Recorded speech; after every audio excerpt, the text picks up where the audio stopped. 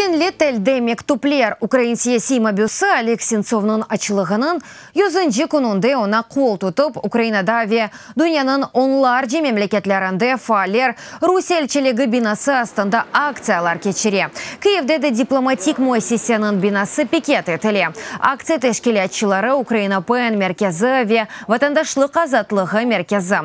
Фаалер Сенцов адына язылған мектуплерні она бермеге талап еті. Лондрадаки халқара ПН меркезі мектуплер марафонunu августның 14-інде элан еткенеді. Бұл вақыт içinde yüzlerce адамлар Олекке өз мектуплеріні йолламаға істеді. Вже понад 3 роки, як...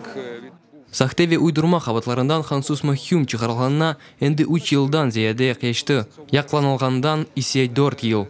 Русия песханесінде өле ятқан Олег Сенцов ақында қатырлатмақ үшін да бір сеп Олег адына яланған мектуплерінің чықысы білі езіжілар.